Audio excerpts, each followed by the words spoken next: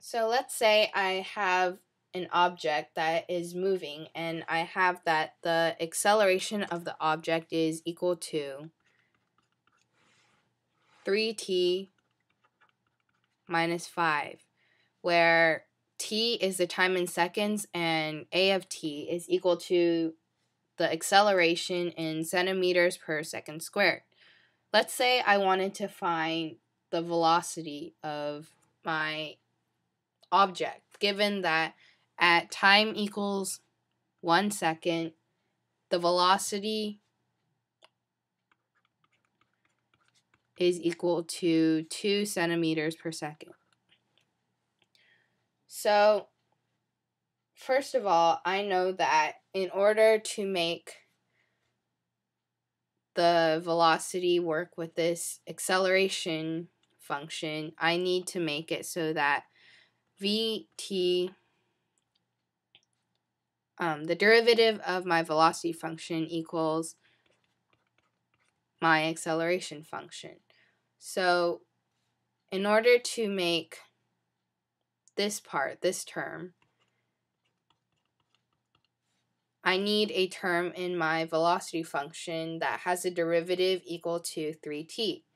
So if I add 1 to the exponent, I have t squared. However, when I take the derivative of t squared, I get 2 times t. So in order to make my coefficient equal to 3, I need to multiply by 3 and then divide by 2.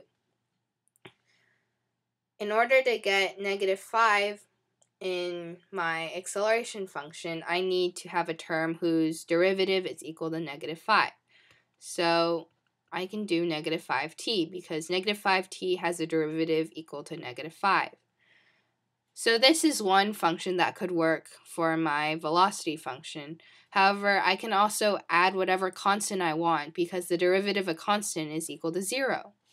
So just for our purposes, we'll add a plus c because we can always add whatever constant we want if we're taking the antiderivative of a function. So this is our antiderivative. And then this constant c is known as the constant of integration.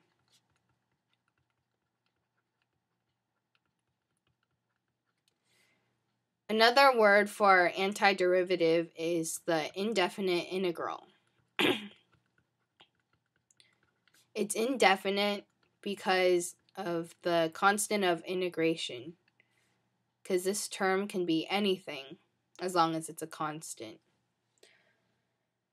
So I actually tricked you if you fell for it, because we know that t equals 1, when t equals 1, Vt equals 2. So using algebra, we can plug in Vt equals 2 equals 3/2 t squared minus 5 times t plus c. And then we can solve for a constant, which turns out to be 5.5. So now our velocity function is equal to 3/2 t squared minus 5t plus 5.5.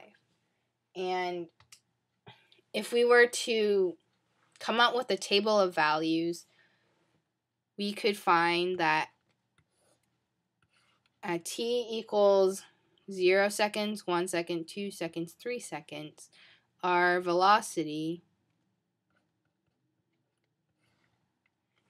is equal to 5.5, 2, 1.5, and 4. Similarly, if we plugged in our acceleration function, we would get values negative 5, negative 2, 1, and 4. So if we wanted to see if our object was speeding up or slowing down, we could compare these two values. So at 0 seconds, our object is speeding up or slowing down. Well, our velocity is positive, so it's moving forward. However, our acceleration is negative, which means that the speed at which our object is moving forward is decreasing, so our object is actually slowing down.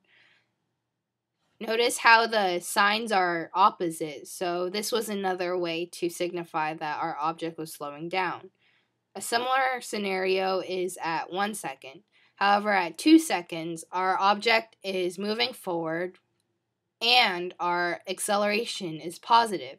So the speed at which our object is moving forward is increasing, so our object is speeding up. And a similar scenario is at 3 seconds.